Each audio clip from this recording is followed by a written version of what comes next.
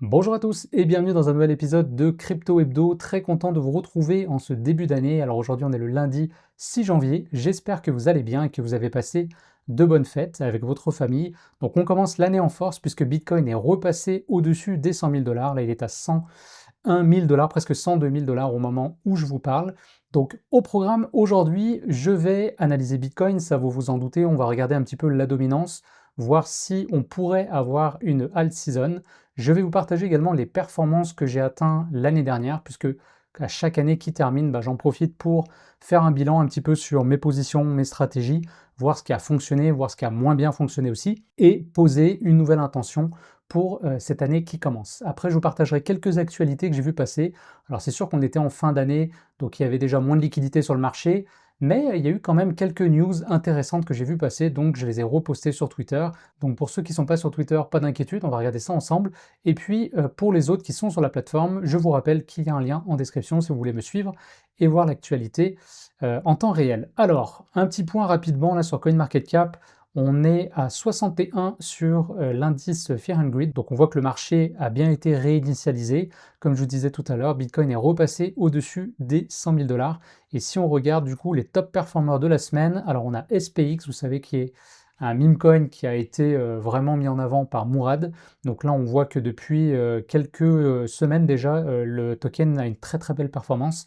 Et donc là, on est à 83% sur 7 jours.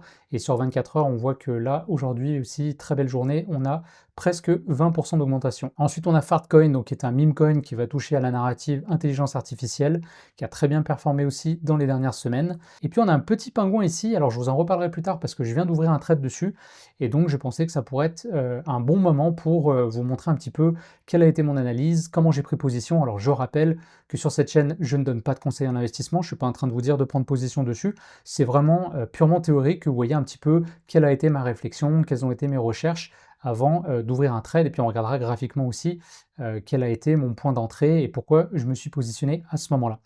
Voilà, sinon on voit que l'intelligence artificielle a très bien fonctionné. En fait, je vous renvoie à la vidéo de la semaine dernière où on avait regardé les top performers, et en fait, celui qui était tout au-dessus, alors là je pense qu'on peut encore le voir si je fais comme ça, voilà, Virtual. Donc je vous avais dit dans la vidéo que c'était un projet que je n'avais jamais tradé, que je ne connaissais pas. Donc j'ai pris le temps dans les derniers jours de creuser un petit peu le sujet, et donc en fait, c'est un projet qui touche aux agents IA, qui se trouve être finalement une niche dans la narrative d'intelligence artificielle. Donc vous en avez sûrement entendu parler, il y a pas mal de projets qui ont explosé. Donc là, je pense que c'est peut-être un petit peu tard, à court terme en tout cas, pour se positionner sur ces projets-là. Par contre, je pense que ça va être intéressant quand même de creuser, parce que potentiellement, en fait, si on a à nouveau une vague sur l'intelligence artificielle pour la suite, là, pour la alt season qui devrait arriver prochainement, eh bien, je pense que les agents IA auront peut-être plus de performance que les autres projets IA qu'on a déjà eu la chance de trader depuis le début du cycle. Je pense à Tao, je pense à Render. Alors, à mon avis, ça reste des projets leaders dans cette catégorie, donc qui devraient très bien performer. Mais je pense qu'il y aura peut-être des choses à aller chercher sur les agents IA. Donc, Virtual, en fait, c'est la plateforme, une des plateformes en tout cas, parce que là, il y en a de plus en plus qui sont en train d'arriver, qui permettait de créer les agents IA. Et puis après, il y a directement les agents IA qui ont extrêmement bien performé dans les dernières semaines. Donc c'est pas le sujet de la vidéo, mais je vous en avais parlé la semaine dernière sans avoir pu donner plus d'informations que ça dessus. Donc voilà, je voulais reprendre un instant pour le faire. Donc allons voir les graphiques. Donc vous le voyez ici, Bitcoin est à presque 102 000 dollars. On est sur un graphique en weekly, en dollars américains comme d'habitude, et vous voyez ici que, alors on avait eu une grosse semaine de baisse, rappelez-vous, c'était mi-décembre. Bon, alors grosse semaine de baisse, toute chose proportionnelle bien évidemment suite à la hausse qu'on avait eue. Je vous avais expliqué que c'était une baisse qui était bienvenue. Donc là depuis, le prix a tout simplement consolidé, et là on voit qu'on est en train de réattaquer. Alors attention, on est juste en début de semaine, hein, il peut se passer plein de choses, mais on a un beau début de semaine. En tout cas, la semaine dernière aussi, ça s'est plutôt bien passé, puisqu'on a eu quand même une hausse de 5%, sachant que c'était une semaine, comme je vous disais tout à l'heure, avec assez peu de liquidité, donc c'est quand même intéressant. Si on va voir en journalier, voilà, vous voyez qu'ici, le prix est venu vraiment chercher la moyenne mobile 50 journalière, hein, qui se trouve être un support court ou moyen terme. Donc comme je vous avais dit, on aurait très bien pu redescendre jusqu'à la moyenne mobile 200, voire retoucher ce support-là des 73 000, 74 000 dollars, sans remettre en cause la structure haussière du marché. Mais voilà, en tout cas, à voir si ça va se poursuivre, mais pour l'instant, on voit que Bitcoin a l'air déjà prêt à remonter. Donc je pense qu'il va encore consolider un petit moment. Parce que ce qui se passe en ce moment, c'est qu'on voit Ethereum qui est en train de reprendre de la force et même par rapport à Solana. Alors attention, Solana, je pense qu'il va continuer de bien performer. Il a consolidé, lui, sur le niveau des 190 dollars pendant plusieurs jours là, sur le temps des fêtes. Et là, il a l'air prêt à retourner vers son ATH. Mais j'ai remarqué pendant plusieurs jours que Ethereum était vraiment en train de reprendre de la force par rapport finalement aux autres cryptos. Et c'est plutôt une bonne chose parce que je rappelle qu'Ethereum, c'est quand même la deuxième crypto la plus capitalisée et il ne peut pas y avoir de all season sans avoir un Ethereum qui monte. Sinon, il y aurait vraiment ça serait un truc bizarre quoi, qu'on n'aurait jamais vu et ce serait un petit peu inquiétant, j'ai envie de dire. Donc là, on n'est toujours pas allé toucher l'ATH. Ethereum a pris du retard par rapport à Bitcoin et Solana.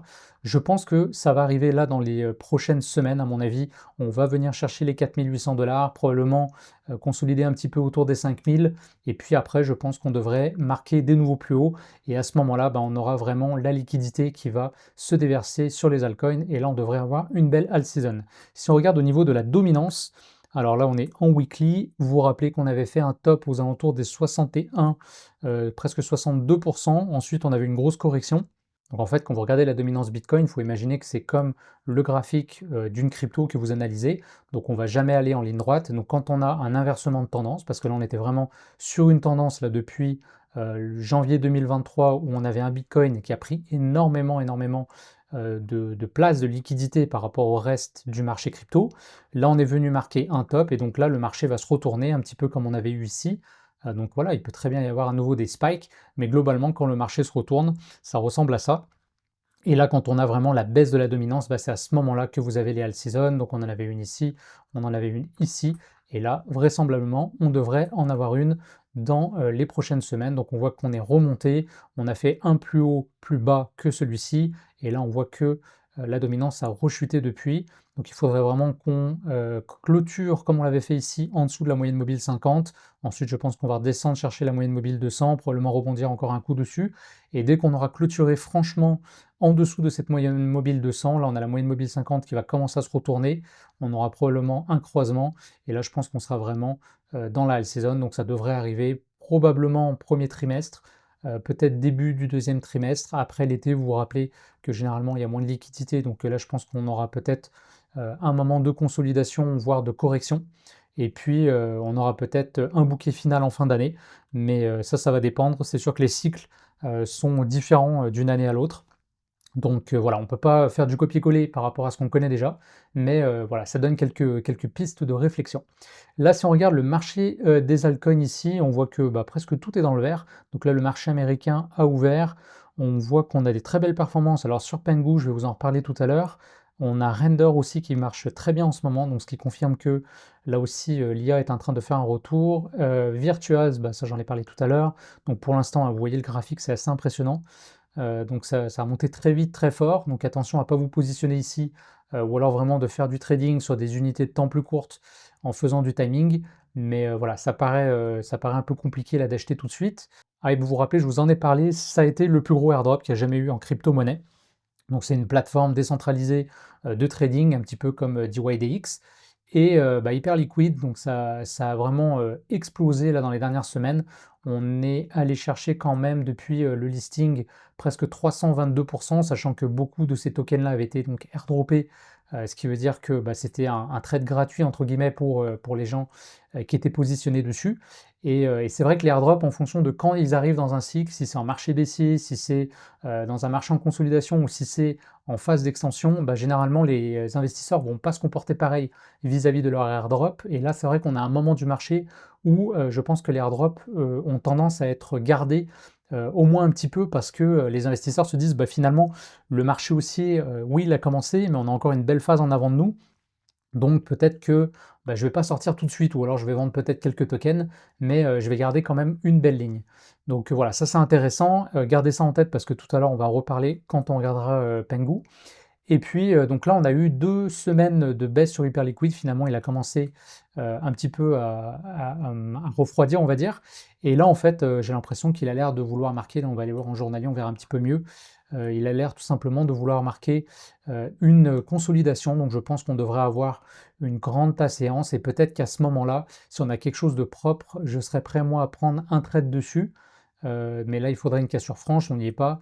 Je pense qu'à ce moment-là, on pourrait avoir éventuellement une belle entrée pour un risk-reward intéressant sur un trade. Voilà, donc voilà, un petit point là-dessus sur Hyperliquid. Et bah, je pense que ça fait pas mal le tour pour ça. Donc on va aller voir un petit peu les actualités. Ah oui, alors juste avant, je vous ai dit que j'allais vous partager la performance que j'ai réalisée en 2024 sur mes opérations de trading, et ça toujours dans l'objectif d'être complètement transparent avec vous. Donc au niveau de la performance, je suis allé chercher presque 83% sur l'année, ce qui est pas mal, mais je vous rappelle que Bitcoin sur l'année a eu presque 125% de hausse. Donc vous voyez, comme je vous l'ai dit, il est extrêmement difficile de battre Bitcoin, et pourtant si vous suivez cette chaîne depuis le début, vous savez que j'ai toujours fait attention de sélectionner des cryptos qui surperformaient Bitcoin. Alors après, le truc en trading, c'est que vous allez avoir une certaine volatilité aussi dans vos résultats, c'est-à-dire qu'il y a des moments où j'ai surperformé Bitcoin, il y a des moments où je l'ai sous-performé. Donc après, à un moment donné, bah, c'est un exercice. Donc là, on prend une date de début, une date de fin. Donc là, en l'occurrence, 1er janvier au 31 décembre. Donc si on prend vraiment sur l'année 2024, eh bien j'ai sous-performé Bitcoin, mais il y a des moments dans l'année où je l'ai surperformé. Et puis, bien sûr, je pense quand même que le meilleur est à venir, puisque la All Season, même si on voit qu'elle a déjà commencé sur certaines narratives qui ont très bien performé, je pense malgré tout que la grosse all season telle qu'on l'a vécue lors du dernier cycle n'est pas encore arrivée, et donc ma stratégie devrait a priori délivrer une performance plus intéressante à ce moment-là. Alors c'est vrai que je me suis fait surprendre, peut-être comme certains d'entre vous, je ne m'attendais pas à ce que Bitcoin performe autant sur l'année. C'est vrai qu'on en a beaucoup parlé avec l'halving, avec les ETF, les grosses injections de liquidités. Ça a même touché à la politique avec les élections américaines. Mais c'est vrai que rappelez-vous qu'un actif, plus il est capitalisé et plus c'est difficile de le faire bouger. Et donc moi, c'est pour ça que j'ai vraiment tradé plutôt les altcoins en essayant toujours de rester dans les narratifs du moment pour essayer d'aller chercher de la performance. En tout cas, je trouve que c'est une belle leçon. Bitcoin nous rappelle que c'est vraiment le roi de cet écosystème et qu'on peut faire finalement des très belles performances en ayant une approche beaucoup plus simpliste finalement pour quelqu'un qui a acheté Bitcoin en début d'année et qui faisait rien jusqu'à aujourd'hui. Et bien finalement, il était capable de battre ma performance, alors que moi, j'ai passé énormément de temps à regarder les graphiques, à me positionner. Alors après, il faut nuancer, c'est sûr que le trading va quand même présenter des avantages. Par exemple, pendant les grandes corrections qu'on a eues cet été, il y a des fois où j'étais positionné en cash, et c'est vrai que psychologiquement, ça m'a peut-être mieux permis de vivre les up and down. Et puis après, c'est une question aussi d'exercice et de time frame, c'est-à-dire que si vous regardez la performance, et c'est ce qu'on fait, donc là du 1er janvier au 31 décembre, on voit qu'effectivement, j'ai pas été capable de battre Bitcoin. Par contre, sur d'autres time frames, si on avait arrêté par exemple l'exercice au mois de novembre, à ce moment-là, je surperformais Bitcoin, et même là, depuis le début de l'année, j'ai repris un ou deux trades qui m'ont permis, là dès maintenant, je suis à nouveau en surperformance par rapport à Bitcoin. Donc, ce qu'il faut comprendre et retenir, c'est que finalement, quand on trade, on va incorporer de la volatilité dans ses résultats.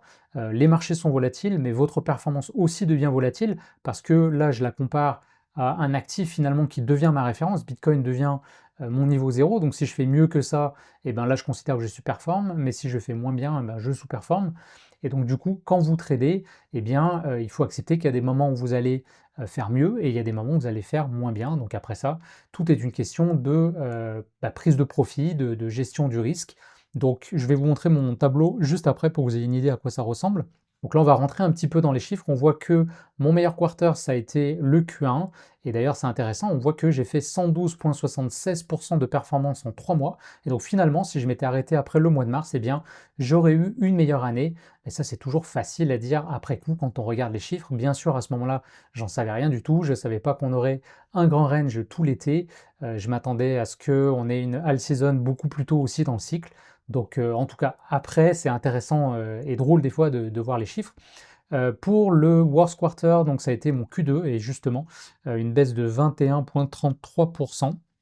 Donc ça a été mon trimestre le plus difficile sur l'année en termes de performance.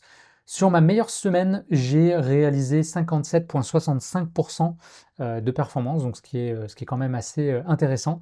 Et puis mon max drawdown, donc ma perte la plus importante que j'ai eue, elle était de -27,35%. Donc voilà. À ce moment-là, c'était quand on a eu la grosse correction sur les altcoins, vous vous en doutez. Alors c'est intéressant de regarder ces deux chiffres, et je vous dirais même que c'est un critère fondamental quand vous voulez être rentable en trading. Donc c'est de contrôler vos pertes par un jeu de risk management avec des stop loss, et puis de vous assurer que quand vous performez, bien, vous laissez courir vos gains pour avoir finalement des gains beaucoup plus importants que vos pertes. Voilà, c'est ce delta-là qui va dégager votre performance annuelle. Au niveau des statistiques hebdomadaires, eh bien, j'ai eu 29 semaines dans le vert contre 22 semaines dans le rouge. Donc globalement, j'ai été plus souvent en gain qu'en perte. Et puis la suite consécutive de semaines gagnantes sur l'année, ça a été 7 semaines. Donc c'était, je crois, au premier trimestre justement. On va aller voir le tableau juste après. Mais j'avais réalisé 7 semaines de suite gagnantes, et donc voilà, bah, ça c'est quand même cool. Alors je vous montre mon tableau Excel, comme ça vous avez une petite idée à quoi ça ressemble, mais je pense que je vous l'avais déjà partagé. Donc vous avez ici chaque semaine, finalement c'est le dimanche que je regarde un petit peu à combien est mon PNL. Ici, vous avez la variation en pourcentage. Ensuite, je marque le prix du Bitcoin, ce qui me permet d'avoir la performance du Bitcoin indépendamment de ce que moi je fais. Et puis ensuite, d'analyser est-ce que je surperforme Bitcoin ou est-ce que je le sous-performe. Donc là, quand c'est vert, c'est que j'ai surperformé. Donc là, par exemple, la semaine là, du 11 février, j'ai surperformé Bitcoin de 8%, puisque j'avais fait 21%, alors que Bitcoin avait fait 13%. Et puis là, par exemple, on voit que c'était une moins bonne semaine. Donc c'était le 17 mars, quand on a commencé à voir le début de la correction.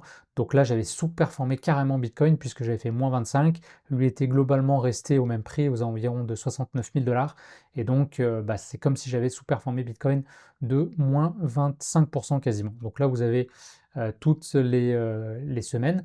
Et puis donc, on voit ici à chaque quarter. Alors après, j'aime bien comparer aussi par rapport à la performance du SP500 et du Nasdaq. On voit sur le premier quarter, finalement, donc là, j'ai vraiment tout explosé. Bitcoin avait fait 69%. Nasdaq et SP500, on était proche des 10%. Quarter 2, donc là on a le Nasdaq qui avait surperformé le SP500, Bitcoin avait fait moins bien que les deux indices, et puis moi encore moins bien. Q3, c'était plus tranquille, donc là aussi j'avais fait une meilleure performance finalement que SP500, Nasdaq et Bitcoin. Q4, ça a été un petit peu plus compliqué, Bitcoin a eu un très beau quatrième trimestre avec 47% de performance. Moi j'étais à -16, et puis donc résultat sur l'année, donc je vous ai dit 125% tout à l'heure, c'était 120,98%. On a eu une très belle année aussi sur les marchés traditionnels. On voit que SP500 a fait 23,35%, Nasdaq 26%, et donc moi-même 22,97%. Et vous avez ici les chiffres que je vous ai partagés tout à l'heure. Voilà.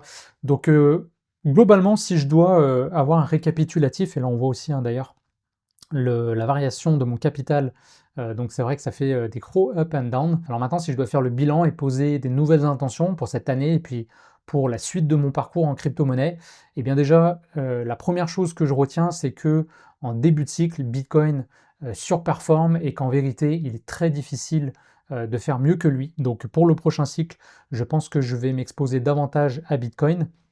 Et puis, quand on rentre comme maintenant, à un moment où on voit que voilà, Bitcoin a déjà fait des plus hauts, on voit que la dominance est en train de baisser, je pense que c'est à ce moment-là que je serai davantage actif.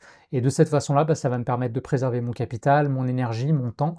Et ça, c'est important aussi, c'est vraiment à considérer, c'est des ressources. Le capital, c'est la ressource première, mais après, votre attention, votre énergie, vos émotions, est-ce que vous êtes en contrôle de vos émotions? Tout ça va vous permettre de mieux performer en tant que trader. Donc c'est vrai que de ne pas s'épuiser dans un range par exemple, pour être capable de capitaliser dans des moments de tendance comme en ce moment, ça peut faire la différence sur vos résultats. Et puis une intention aussi que je veux poser là pour cette année 2025, c'est de prendre moins de trades. Si je dois être honnête avec moi-même, j'ai pris quand même beaucoup de trades. Alors c'est vrai qu'il y a eu le 20x Challenge, donc pour ceux qui n'ont pas suivi, il y a une liste de lecture sur la chaîne YouTube, vous pouvez revoir tous les épisodes où je m'étais lancé un défi avec un ami Florian, de partir avec un capital de 1000 $ et d'essayer de faire un x20.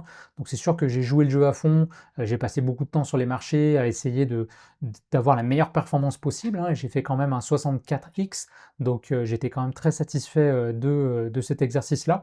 Par contre, je pense que ça m'a mis dans un mindset où je prenais beaucoup, beaucoup de trades et finalement avec le recul, bah, je me rends compte qu'il n'y a pas besoin de prendre tant de trades que ça. Donc là, vraiment pour 2025 et pour la fin de ce cycle-là, c'est, une intention que je veux poser, que je vous partage, c'est, de prendre moins de trades. Voilà. Alors on va continuer un petit peu sur les actualités que je voulais vous partager. Alors, oui, rapidement, bah, quand même, Bitcoin a fêté ses 16 ans, donc voilà, ça méritait, d'être mentionné. Bon anniversaire Bitcoin. Alors, je vous ai partagé ici un post de Jelly, je pense que je vous en avais déjà parlé, mais c'est un rappel intéressant, donc c'est par rapport à la saisonnalité, de la crypto-monnaie, savoir un petit peu ce qui se passe et donc statistiquement en Q1, bah, pour rappel, Bitcoin va avoir un retour de, 52 de performance et puis, Ethereum à ce moment-là 83. Donc ça confirme que, vraiment sur le Q1, on devrait avoir une belle performance, des altcoins. C'est vraiment ce que ça traduit ici, donc je pense que c'est, des chiffres à garder en tête. Ça nous donne quand même, une petite idée sur, ce qui peut arriver. Ah oui, alors aussi, news intéressante que j'ai vu passer, donc pour, rappel, Base, pour ceux qui ne connaissent pas, c'est un layer 2 sur Ethereum, donc un layer qui a été, lancé par Coinbase et c'est un layer finalement qui permet de réduire énormément les frais de transaction, ce qu'on appelle les gas fees sur Ethereum.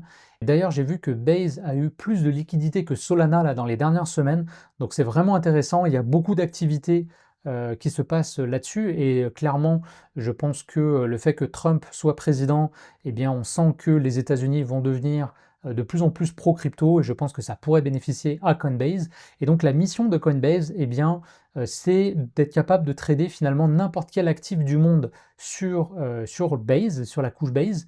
Et ils ont donc annoncé qu'ils allaient permettre de trader l'action Coinbase, mais par le biais d'un token. Donc ça, c'est super intéressant et je pense que vous allez le voir de plus en plus, hein, c'est ce qu'on appelle la tokenisation de la finance traditionnelle. C'est Larry Fink qui en avait parlé avec BlackRock, c'est pour ça qu'on a des projets comme Ondo, il y a ENA aussi qui marche très très bien. Donc c'est des projets vraiment qui veulent tokeniser finalement la finance telle qu'on la connaît et par le biais de la blockchain, finalement, vous allez être capable d'acheter bah, des actions d'une certaine façon.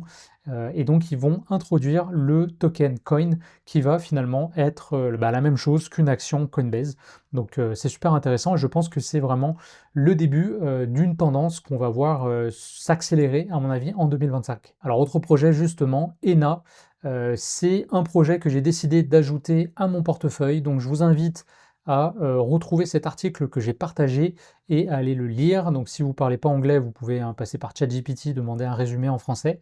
Mais vous allez voir que c'est vraiment, vraiment intéressant ce qui se passe sur ce projet-là. Et c'est vrai que je vous ai beaucoup parlé de Memecoin dernièrement, donc bah, pour contrebalancer, je vous partage ici un projet qui est plutôt vraiment, pour le coup, utility token. Donc on a un projet avec des gros fondamentaux qui va toucher plutôt à la narrative de la finance décentralisée. Et je pense qu'on devrait avoir un retour de la DeFi en 2025. C'est cohérent avec ce qu'on voit par rapport aux tendances qui sont mises en place dans les dernières semaines, par rapport aussi à la nouvelle administration Trump. Donc ENA, moi, c'est le pari que je prends en DeFi. Il y a AV aussi, bien sûr, qui est un très gros projet, qui a plus d'ancienneté, qui va très bien performer, à mon avis aussi, et qui est d'ailleurs bien monté dernièrement. Mais je pense que ENA, il y a plus de performance à aller chercher dans la mesure où il est moins capitalisé, qu'il est sur son premier cycle, et je vois beaucoup, beaucoup d'engouement autour de ce projet-là. Et si on va voir au niveau du graphique, ENA, donc là aujourd'hui, il est un petit peu en correction, mais on est déjà sur des plus hauts, donc vraiment intéressant. Là, on a eu bon, une baisse importante au cours de l'année, là, à partir de l'introduction du jeton, donc il est listé sur Binance, hein, vous pouvez l'acheter facilement. À partir du mois d'avril jusqu'au mois de septembre, il a bien baissé, et puis là, si je prends le plus bas, là, à partir de mi-septembre jusqu'à aujourd'hui, on est déjà sur 500% de hausse. Là, on est de retour sur ces plus hauts-là, donc là, je pense qu'il peut consolider encore un petit peu, mais à mon avis, pour la suite, ça devrait plutôt bien marcher. Donc voilà, je voulais vous partager ce projet. On aura peut-être l'occasion d'en reparler, mais j'ai ouvert une ligne dessus. Et alors on va finir avec Pengu, on ira voir le graphique juste après.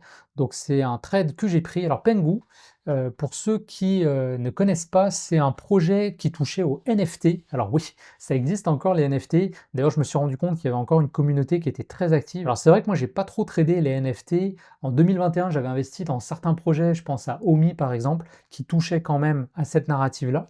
Mais, depuis, je vous avoue que, bah, j'ai pas trop suivi ça. Et en fait, donc là, je vous ai partagé GCR. Alors pour ceux qui connaissent pas, c'est un des meilleurs traders de tous les temps. Il a eu des trades complètement débiles. Alors il avait annoncé en 2021 que Pengu allait être un rival de Doge, carrément. Alors je ne sais pas si on arrivera jusque-là. Par contre, il avait souligné un problème important, c'est qu'il disait que les plateformes de NFT, déjà, elles étaient moins populaires, mais aussi qu'il y avait un problème de liquidité par rapport à des tokens. Donc finalement, un token comme Doge est beaucoup plus liquide qu'un NFT, et ça paraît assez logique. Donc il disait si un jour Pengu avait son propre token et qu'il était listé donc sur des exchanges tels que Binance, eh bien ça pourrait être une vraie révolution. Ce serait incroyable s'il pouvait avoir, donc ce que je vous parle souvent, le low unit bias, donc un chiffre 0,0 quelque chose pour la psychologie. Et à ce moment-là, lui dit qu'il il investirait Ape, donc c'est vraiment, il investirait sans trop y penser quasiment, 8 chiffres de, voilà, de capital, donc voilà, des millions. Alors on va retourner sur CoinMarketCap et on va retrouver le petit pingouin. Il se trouve juste ici et vous voyez que Pengu, donc c'est un projet qui a été lancé sur Solana, il a été listé sur Binance mi-décembre à peu près, je crois le 17 décembre, et on voit qu'en termes de capitalisation, c'est complètement incroyable, il est devenu en fait le meme coin le plus capitalisé sur la blockchain Solana, il est passé devant Bonk. Tout à l'heure, il était même devant Optimism, elle a le prix un petit peu retracé, donc c'est vraiment impressionnant. Ce qui est intéressant aussi, c'est qu'on voit que le sentiment de la communauté est plutôt baissier, et c'est vrai que ça peut faire peur au début, mais la façon dont moi je l'interprète, c'est plutôt que bah, le projet finalement, il est encore assez early. J'en entends parler en creusant un petit peu sur Twitter, je vais vous montrer d'ailleurs comment faire. Vous pouvez aller ici, vous mettez hashtag Pengu, entrée. Et là, vous allez donc voir les différents comptes qui vont en parler. Donc là, c'est le type de recherche que je fais. Et puis, vous pouvez aussi aller juste là. Donc, vous pouvez trier avec seulement les posts des personnes que vous suivez. Donc, si vous avez pris le temps de vraiment suivre les bons comptes, eh bien, ça vous permet de filtrer. Et c'est vrai que tranquillement, j'ai l'impression qu'on parle de plus en plus de Pengu, mais on n'est pas encore rendu à un point comme j'ai pu entendre parler, par exemple, de PP, de Popcat, voilà, qui étaient des meme coins largement répandus, que tout le monde connaissait. Donc, il y a quelques jours, je me suis dit, bah, peut-être qu'il y avait quelque chose à faire sur Pengu, parce que c'est un projet finalement qui touche à plusieurs narratives, il touche au meme coin, il va toucher au NFT, et ça pour le coup, bah, il y en a encore pas trop. Le projet qui ressemblerait le plus finalement à Pengu, c'est ApeCoin. Alors je ne sais pas si vous vous rappelez de ce projet, mais il avait été lancé lors du dernier cycle, et ApeCoin était monté quand même à 7 milliards de capitalisation, donc c'est pas rien, et aujourd'hui Pengu, on est à 2,8, donc on est en dessous de 3 milliards de capitalisation, donc je pense qu'il y a potentiellement un x2, sachant que Ape en plus avait été lancé à un moment beaucoup moins intéressant dans le cycle, puisque je pense qu'on était en marché baissier à ce moment-là. Donc quand on voit un petit peu l'engouement qu'il y a pu avoir sur un projet similaire en marché baissier, eh bien je me dis que maintenant, alors qu'on est sur le point de rentrer en all season, à mon avis, il pourrait y avoir quelque chose de très intéressant à ce niveau-là. Après, les NFT en tant que tel, j'ai fait une petite recherche, comme je vous ai dit, hein, je ne suis pas un expert du tout sur les NFT, mais j'ai cru comprendre que ça a été des NFT qui avaient très très bien fonctionné. En fait, je pense d'ailleurs que sur CoinMarketCap, vous pouvez les voir. On va essayer de regarder ça ensemble. Ici, les statistiques NFT globales. Allons voir. Et voilà. Donc vous les voyez juste ici. Donc aujourd'hui, bah, c'est finalement les NFT les plus populaires, en fait, les plus capitalisés. On parle là quand même d'un volume de 865 Ethers en 24 heures. Et au niveau du market cap, on serait à 213 769 Ethers. Donc ça, c'est quand même déjà un signe important. Donc ça veut dire que les NFT sont populaires. Après, si vous allez voir aussi sur le classement, je vous avais montré ici dans les colonnes, vous pouvez personnaliser les informations, et donc moi j'ai ajouté le volume, mais par rapport à la capitalisation boursière, parce que c'est vrai que si vous avez une petite capitalisation boursière, si vous regardez que les volumes, en fait, ça donne quand même des informations importantes, mais vous avez forcément des petits projets qui sont désavantagés dans le calcul, alors que si vous triez ici en fonction de la capitalisation boursière, eh bien depuis plusieurs jours, je vois que Pengu aussi est au top, donc ça veut dire qu'on a énormément de volume par rapport à la capitalisation du projet, devant par exemple Weave, devant PP, devant d'autres meme coins. Donc ça aussi, ça a confirmé ma thèse qu'il y avait quelque chose qui était en train de se passer sur Pengu. Et donc pour finir, on va aller voir le graphique, et c'est vraiment ça qui m'a permis de me positionner. Donc là en weekly, ça fait un petit peu peur. On va juste se mettre en 12 heures parce que vous voyez tout simplement que le projet, comme je vous ai dit, venait d'être listé, hein, c'était le 17 décembre. Donc là, grosse hausse. Bien sûr, on ne rentre pas sur ce genre de bougie-là. On attend pour voir ce qui se passe. Donc on a eu une petite baisse. Et ensuite, on voit que le prix est venu tranquillement, finalement, se consolider sous un niveau qui semblait assez clair, assez précis. Je pense que vous le voyez comme moi. On est venu taper ici une fois, deux fois, trois fois. Et on a cassé ce niveau juste ici, donc c'était le samedi. Donc moi, c'est à ce moment-là que je suis rentré en position et on était au 0.039. En plus, on voit qu'au niveau du prix, eh ben, c'est un peu comme GCR l'avait dit, on a un prix qui est attirant pour les retail. Ensuite, on est monté, donc on a cassé, on a eu une augmentation du volume, donc ça, c'est extrêmement positif aussi. Ensuite, on a eu un pullback, et donc on est venu, et le niveau eh ben, a très bien tenu, donc on voit que cette résistance qui a cassé aujourd'hui agit comme support, et là, bah, c'était dimanche, on a eu, donc là je regarde en 12 heures, hein, donc cette bougie-là, pendant 12 heures, là, on a vraiment complètement englobé cette bougie rouge ici, on est venu casser ce niveau du super trend, donc là on a quelque chose d'extrêmement positif, donc si on regarde en journalier, voilà, ici on a eu un retracement en fin de journée dimanche, donc là il reste 7 heures à la clôture de cette journée-là, et on est à 11%, je crois qu'on est monté à presque 15% là sur la journée, 17% même quasiment. Donc là le prix, là on va aller voir en une heure un petit peu, c'est rare que je descends sur des petites unités de temps comme ça, mais là on n'a pas le choix parce que c'est un projet qui est plus récent, hein, et on n'a pas beaucoup d'informations sur le graphique, mais on voit là qu'on a eu un très beau rebond pile justement sur le niveau super trend des 1 heure, sur la moyenne mobile 50 aussi, ensuite on est bien remonté, et puis là il corrige un petit peu. Donc voilà, je vous le partage, je suis rentré, donc c'était à peu près ici, sur la cassure. Au niveau du stop loss, eh ben, on peut venir chercher quelque chose ici par exemple. Et puis au niveau de mes TP, alors j'en ai identifié deux, je vais me remettre en 12 heures, mais ce que je voulais vous montrer ici, très intéressant, c'est que quand le projet a été listé sur Binance, on a eu une grande mèche, et en trading, si vous regardez au niveau des statistiques, souvent ce genre de mèche va être comblé, donc il y a beaucoup de traders en fait qui s'attendent à ce qu'on revienne chercher ces prix-là. Alors peut-être qu'après même, sur la fin du cycle, on sera capable d'aller chercher beaucoup plus haut, ça je ne le sais pas bien sûr, mais je pense qu'en tout cas à court terme, on peut revenir chercher ces niveaux-là. Donc j'ai identifié le 0.064 pardon, et puis 0.55. On voit ici que on a un niveau là qui devrait être travaillé, donc j'ai fait un petit peu avant et un petit peu après pour avoir une moyenne de sortie intéressante. Et donc si vous prenez ici au niveau de l'ouverture de position, je vais zoomer un peu, on verra mieux. Donc là, on mettrait le stop loss, à mon avis, juste là. Et puis, on pourrait aller chercher ici. Donc on voit qu'on est sur un ROI intéressant de 3.34.